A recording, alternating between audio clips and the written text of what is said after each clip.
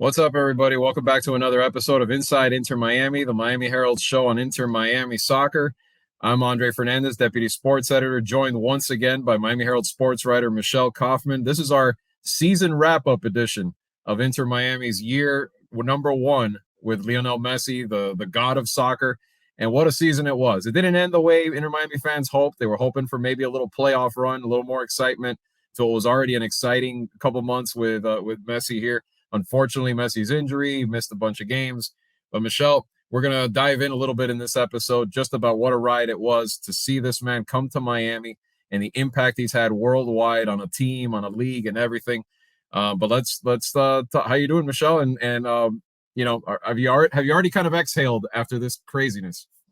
Yeah, I mean it's been a wild ride, to be honest. This season started with Phil Neville was the coach, and we had a whole different, I mean, a lot of different players were on the roster that aren't here anymore. Bryce Duke, Ariel Lassiter. It was a different team. The big news at the start of the season was that they signed Joseph Martinez, which is pretty wild. It seems like that was a long time ago, but that was the big news. They had the big unveiling of Joseph Martinez with his own arepa, with the pink arepa. Does everyone remember that? It seems like it was 5 years ago. It was just at the beginning of the season that there was a big Venezuelan welcome event at the stadium, and they had the Joseph Martinez El Rey Mm-hmm. arepa, and that was the big news. I mean, that was the big news. And then there were just rumors at that time. Hey, maybe down the road and maybe this summer, they may get Messi. Yeah. And now here we are. They did get Messi. It was a wild, wild ride from the minute he announced on June 7th. My life changed. Everyone who follows this team, everything changed. The people started buying all the shirts that were not buying shirts before. People started buying the Apple TV, MLS season pass, who were not watching before. He really had a massive, massive impact on and off the field.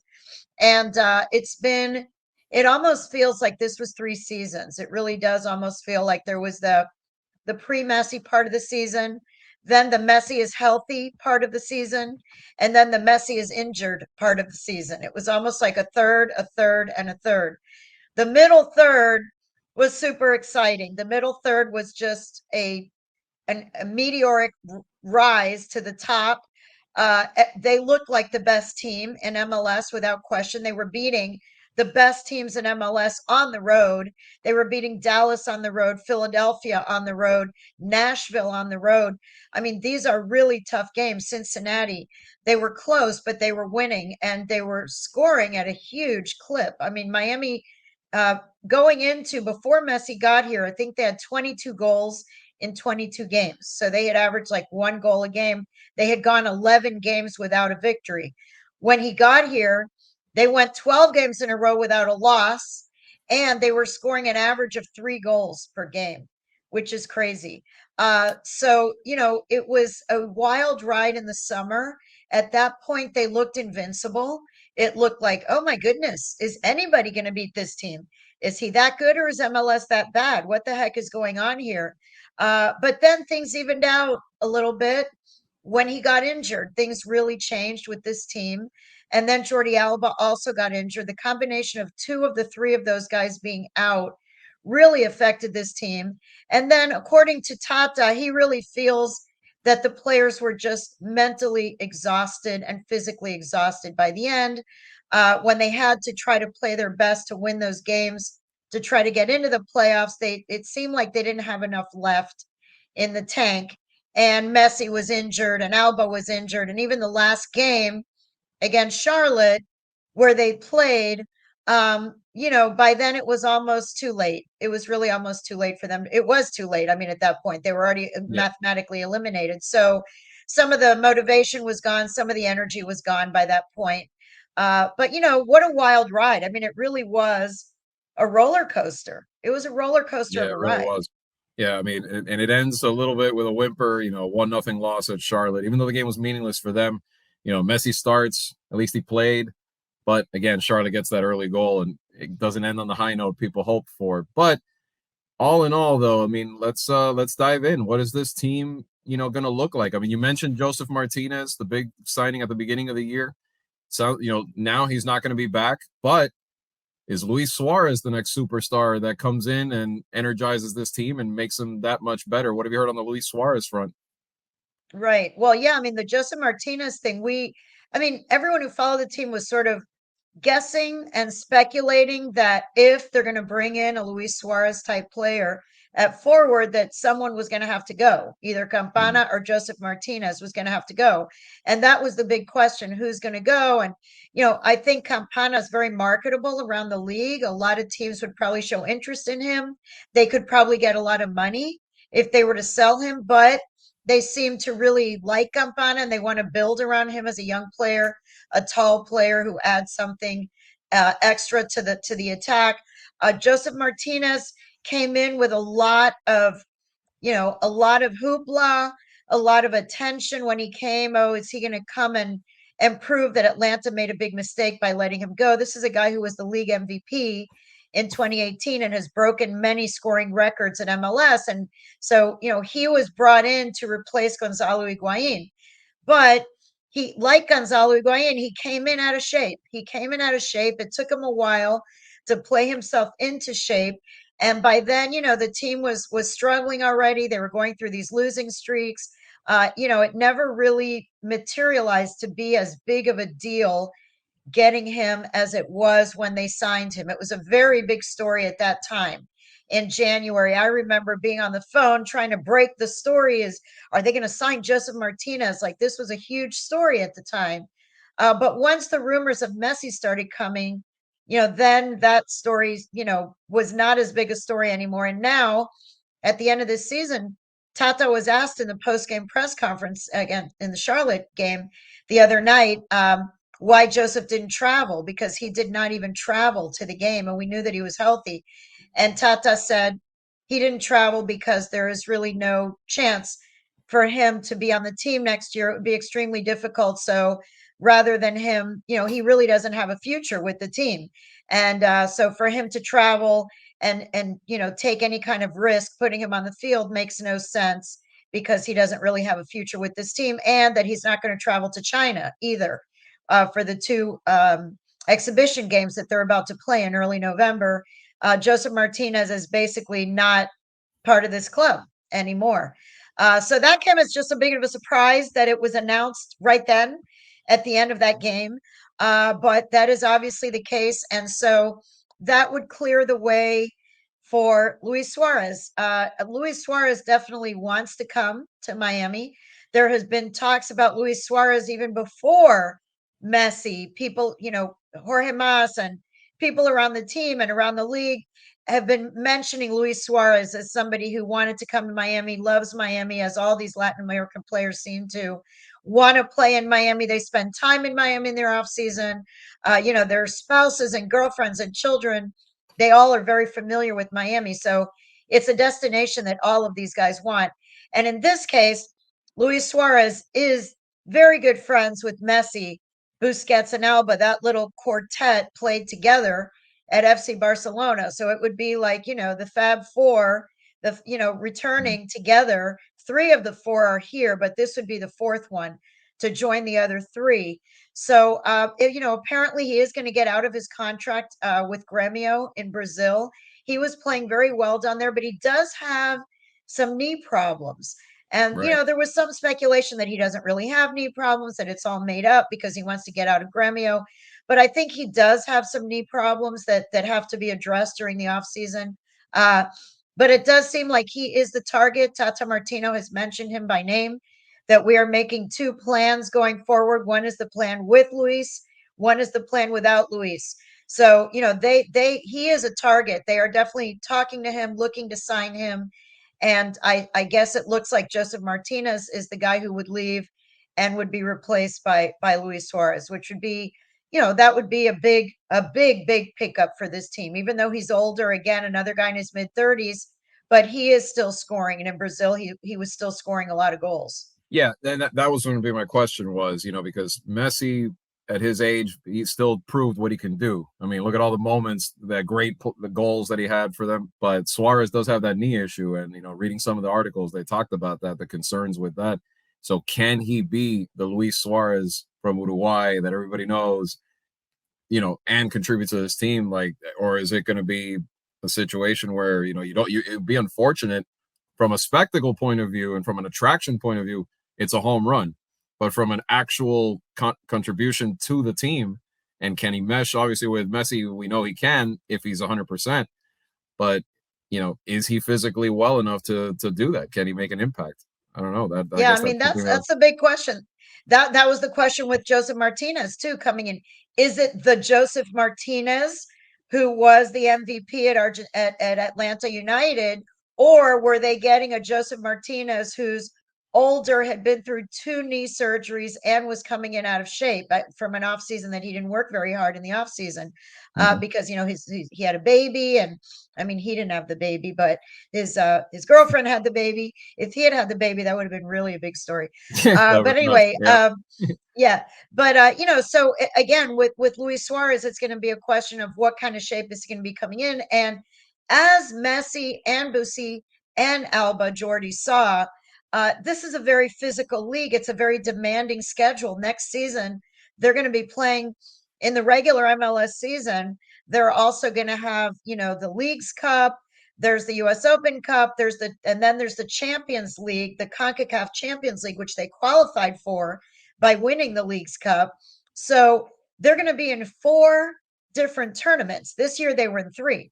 Next year they're going to be in 4 different tournaments. Right. And by the way, Copa America is next summer from June to July, in the United States.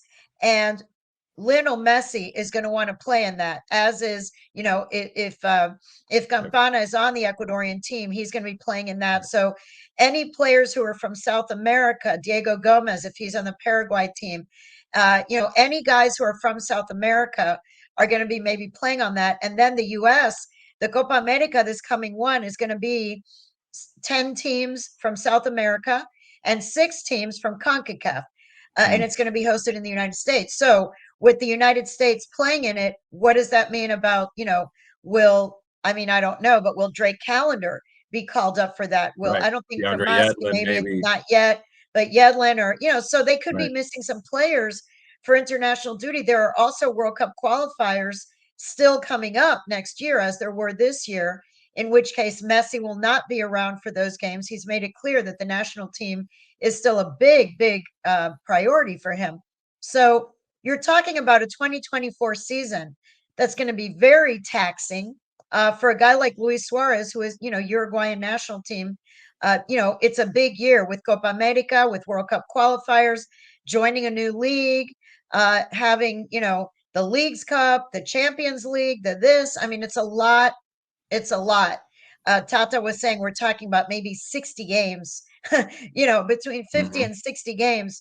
It's not just going to be a 34-game MLS season. There's a lot of other soccer to be played. So it's going to be interesting to see what kind of shape he comes in. Is he ready for the physical nature of this league and for the travel? I think it wore on Busquets and Alba. They were not used to this playing in Spain. All the games are pretty close. You're not flying 5 hours, 4 hours, to fly to games and different time zones and all that stuff. Yep. So there was an adjustment period. And I think even the best players in the world, Sergio Busquets and Jordi Alba among them, had to adjust to all of that this year. And that is something Luis Suarez would have to adjust to. Yeah, and that's a good point, because I don't think a lot of people realize or think about that in Europe, in general in Europe, with the smaller landmass size countries, you don't have to travel as much and that sort of thing. Sometimes maybe you could even drive, from one place or bus from one place to the next, or like the way teams do. But that's all the more important for them, Michelle, that we've talked about their youth movement to continue signing these players, the younger side, that can complement the superstars and really have become such an important nucleus of this team. But overall, just this season, I know we kind of went over it last week a little bit, or a couple of weeks ago, I'm sorry, talking about if the season's a success, was it not? I think it is. I mean, and a tease, by the way, Michelle working on a nice project for us this coming weekend. Catch it on MiamiHerald.com when it comes out. Just a nice visual and written retrospective of Lionel Messi and what he's done, and just the scale, the scope of the impact that he's made. I don't know. I know we don't want to give away too much, Michelle, but if you want to talk about what lies ahead on that front. Yeah, I mean, to take a look back, a real sort of deep dive into what impact did he have. And it's amazing, truly, truly amazing, because I've been doing research this week, the impact that he had away from the field. I mean, on the field, we already know, we've talked about his stats, 11 goals in 12 games, winning the Leagues Cup, whatever. You saw the drop when he's not playing. It's a different team when he's not playing than when he is. But off the field, as far as attendance, home and away, the attendance impact, and ticket sales and ticket prices, merchandise, Spanish broadcast, all kinds of things that I've looked at, and the impact that he had. If you talk about, was the season a success from an overall big picture standpoint, absolutely, without question, this team and this league have benefited from the 4 months. He's only been here 4 months. He was here July, August, September, October, and most of September he was injured and part of October.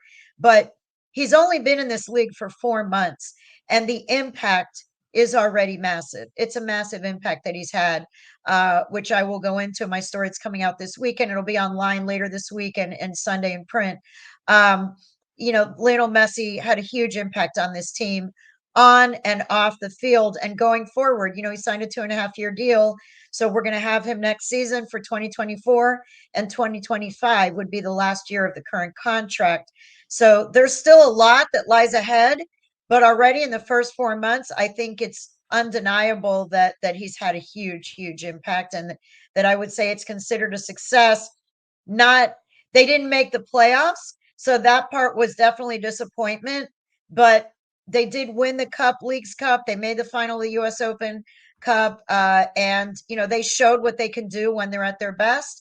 And off the field, massive golazo. I was going to say home run. No, I'm going to use the Spanish phrase. Massive golazo for Inter Miami to get this team, and for Major League Soccer. It's going to it has transformed in many ways already a lot of things for this team, and for the league too as a whole.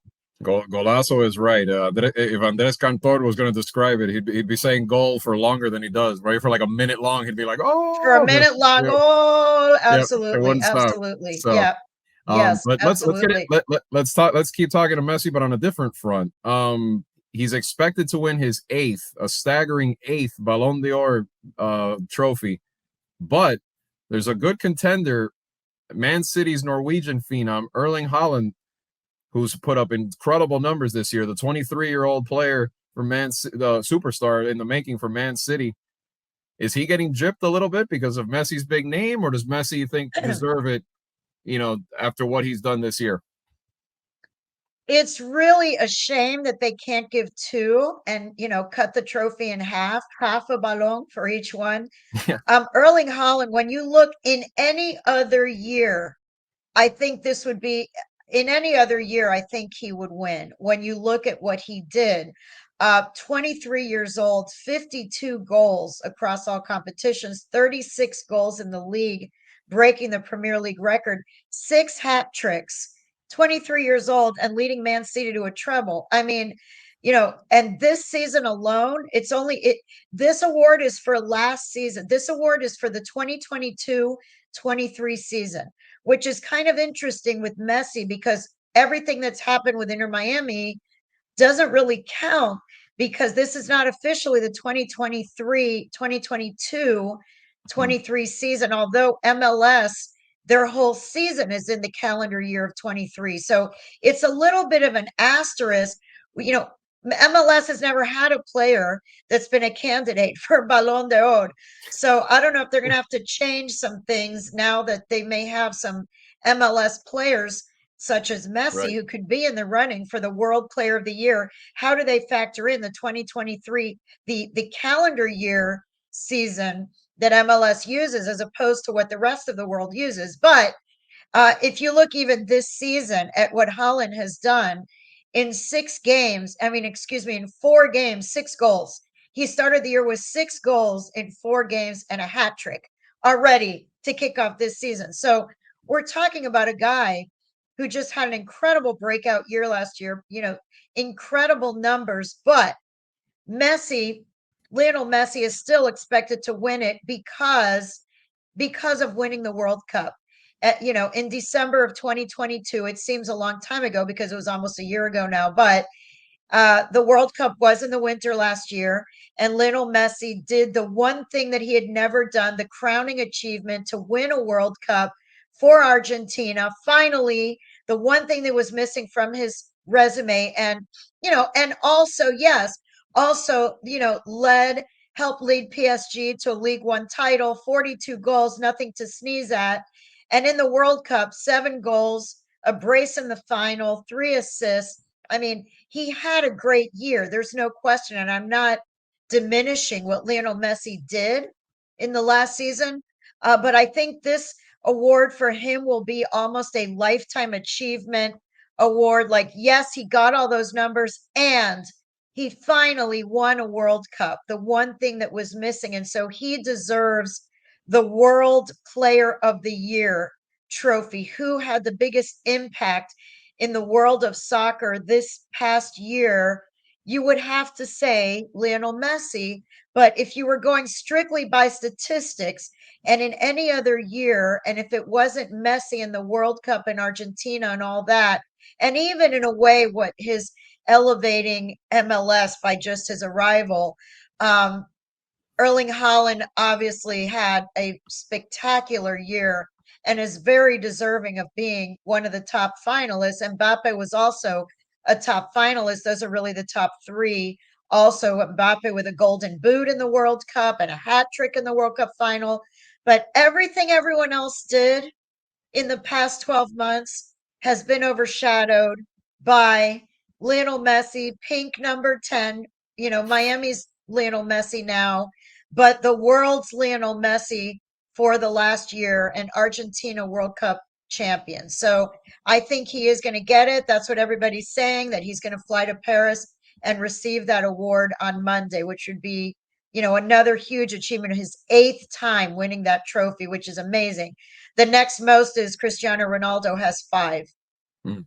Yeah, and when you put it in those terms, in that perspective of a World Cup championship, you understand why. It's not just the name. You understand why. And Erling Haaland is going to have his chance. I think he's going to get, if he doesn't get it this year, he's going to be right in the thick of it to get it, because this kid's only 23 years old. It's the start of his career.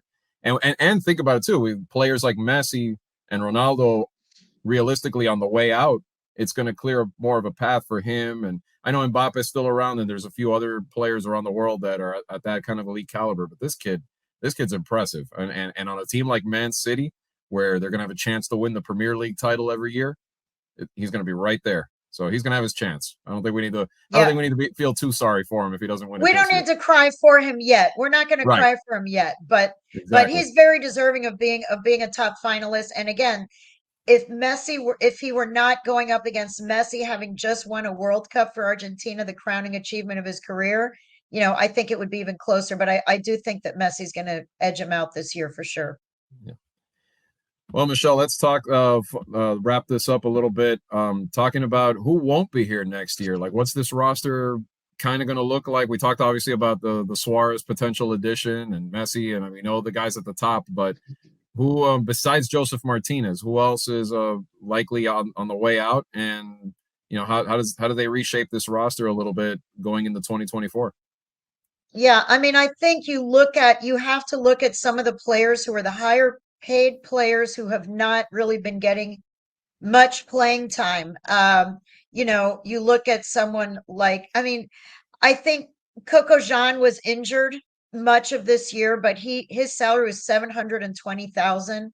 I don't see him probably returning. I mean, I may be wrong, but he was injured. He was making over 700,000. Now, what happens is also, if some of the guys are still under contract, which I have to look now and see who still has one more year on their contract or whatever, the team would have to find a way to trade them.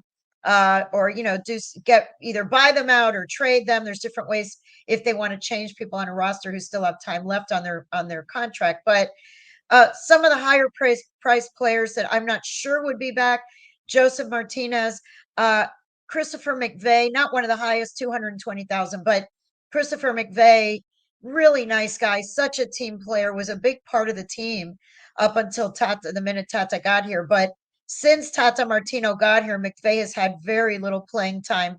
That he's gone much more to the younger, faster defenders. And one of the things going forward, I do think that they need speed.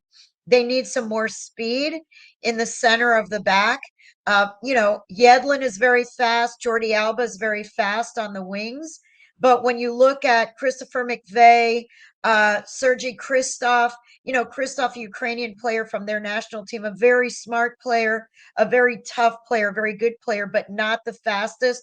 Sergio Busquets, for all of his talent as far as what he does with the ball to get the attack started, he's not one of the fastest guys on the team either. So, in the middle of the back, there were times this year where on the counterattack, they got a little bit exposed and they didn't have as much speed. Kamal Miller is a great player. He's one of my favorite players, as far as just his the way he sees the game, the way he reads the game. He's also a really wonderful quote, great for the media, but also, not a speedster. So, I think some speed in the back is something that they're going to be looking for in the defensive midfield and in the back. Having Gregory back is a big, big, big plus. Tata Martino said the biggest news for him in these last few games that were sort of meaningless as far as the playoffs go, for him, it was very meaningful that Gregory, who was the team captain, if you recall, at the start of this season, when we talk about how everything was different, Gregory was the captain and Mota was a starter, and Joseph Martinez was the big news. Now Joseph Martinez is on his way out. Mota's just coming off, a very severe injury. Gregory also missed 7 months. He missed 7 months with a foot injury that required surgery. But he started 2 games in a row, the last 2 games, and showed that he's the same old Gregory, getting yellow cards again. He needs to be careful not to get too many. But he was tough. He was fast. Did not seem tentative, did not seem intimidated at all. So, he will help, having him playing alongside Sergio Busquets in the defensive midfield. I think that will help because he is a guy who moves around a lot more than Busquets does, and Busquets can do what he does to move the ball going forward and have the vision that he has. But then you have Gregory to do some of the dirty work. I want to say some of the running around, some of the tackling, some of the stuff that Busquets, that's not what he was brought in here to do. So I could see McVeigh maybe not being back. I could see maybe Kristov not being back. Victor Ulloa, great guy. Again, such a great locker room guy. He's been a team leader, has outlasted everyone. He's like he and Robbie Robinson are the only 2 players left from the original roster.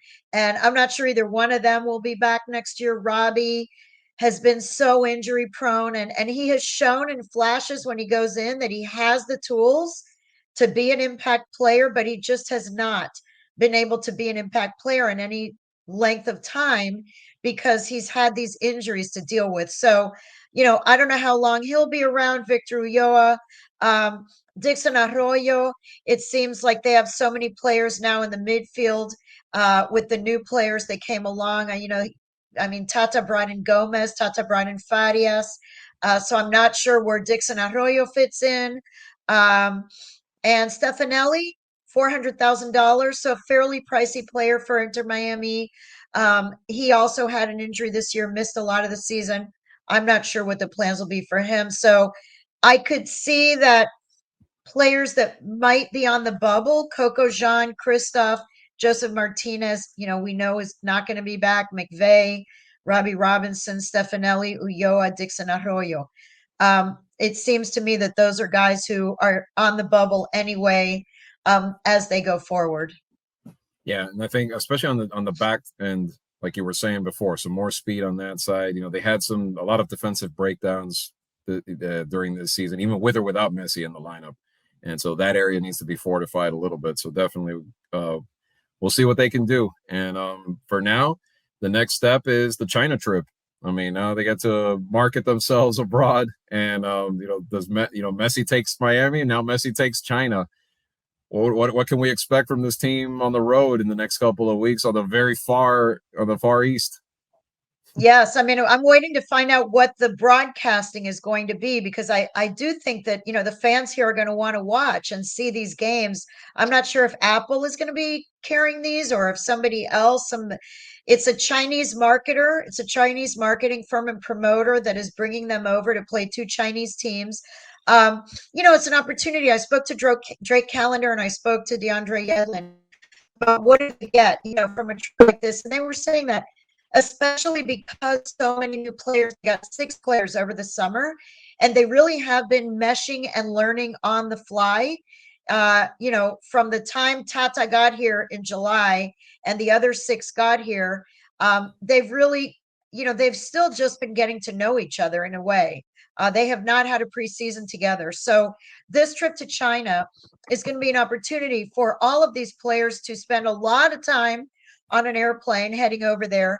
And they're going over on the 2nd. They're flying on November 2nd next week. And then they have games on November 5th and November 8th. And I believe they'll be returning probably around November 10th.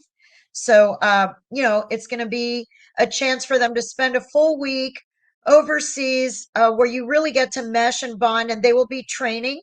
They're going to be training at a very state of the art Chinese facility and playing 2 games against Chinese first division teams. So it'll be 2 more chances for them to play because it's a very long off season. By the way, they don't start up again until mid-January. So we're not even in November.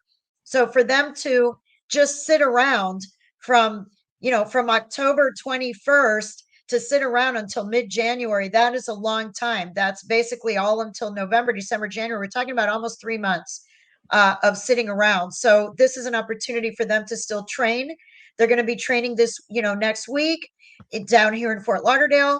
And then they're going to train in China. They'll play 2 games. So they'll still be able to keep their fitness a little bit and they'll be able to bond and mesh as a team. So I think it's going to be, and then the marketing, forget about it. I mean, in Asia, when you look at what David Beckham went over there, when Messi goes over there, the Argentine national team was there with Messi in May, and it was crazy. It was absolutely crazy. The fans in Asia are so crazy for soccer, and especially for big celebrities like Messi. So there's going to be a lot of huge crowds, huge, a lot of media, a lot of fans, a lot of craziness around their team hotel. They're going to have very, very, very tight security on the field. The games that Messi played in China with the Argentine national team, there was a young man who tried to get on the field and did get on the field and got tackled pretty severely to the point that Messi almost got injured on that play. So the security is going to have their antenna up because it is going to be a crazy sort of scene. People don't get a chance in that part of the world to see him that often. So when they do, they get very, very, very excited. So it's going to be a really unusual and exciting experience for all of these players on MLS, especially on Inter Miami, when you're looking at Benja Cremaschi, Noah Allen, Diego Gomez, Farias, Aviles, these young guys to be on an Yeah. Asian tour with Messi. This is going to be a growing up experience for them for sure. And I think it'll be good for them coming back to be able to handle all that comes with being Messi's teammate, because that's Mm-hmm. something that all of these players have had to learn on the fly. These are guys who used to just go to the team hotel and walk around outside the team hotel like no big deal, walk around to the local cafe, walk around a town, and they would take pictures and selfies of themselves in all the different towns that they were playing in. The minute Messi got here, everything changed. And Yep. that's something that they've all had to get used to. And going on a tour in Asia with him is going to bring it to a whole other level. Yeah. Can't just walk into Starbucks anymore and order a latte and not have everyone's go absolutely insane the second he walks in the door. I mean, we saw it, Yeah. Yeah, I mean, we know that they're the sponsor, but remember that Publix picture and all that stuff that was going on Yes, at the beginning? yes, That kind of yes. craziness. But yeah, in Asia, anywhere you go, and I mean, especially there, I think that's a good point because for the youngsters, this is all going to be like so eye opening like that. For these guys that are the rock stars and they're used to the craziness, but not for those guys like Ben. I mean, you're a long way from Key Biscayne and it's and yeah, from the bonding perspective too.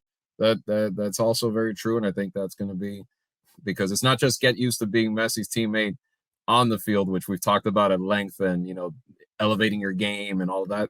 It's the off the field stuff too that is a big life changer. So it's going to be interesting. Let's see, like you said, I'm curious myself if we're going to be able to watch it on Apple TV or somewhere else or somewhere that's at least reachable or something that you won't have to pay extra for because I know the fans are tired of paying extra these Tired days of buying for for another everything. streaming service. Yeah, I don't Yeah, want one I more mean streaming service. So please put this on an tickets. existing streaming service. Yeah, tickets, jerseys. They're tired of paying extra for everything at this point. So this would be one Yes. less thing to worry about. But Michelle and I have it's been a pleasure for us to bring you this show during the season, and we're going to continue to do that through the off season. We may take a tiny break, not sure yet, but we will be recapping this China trip and any eventful developments with this team throughout the off season because odds are, like you said, they'll be off for a little while until January, but that doesn't mean things aren't going to happen. Signings aren't going to Oh, and there's going to happen. be signings. Oh yeah, once the Oh yeah. roster starts changing, once we find out more about Luis Suarez and is he going to sign in December Mm-hmm. and there will be lots to talk about. So for sure, I think after the China trip, that would be a great time to reconvene and talk about the China trip, the Ballon d'Or, and by then we'll have some more clarity on what's going forward with the roster. Yep.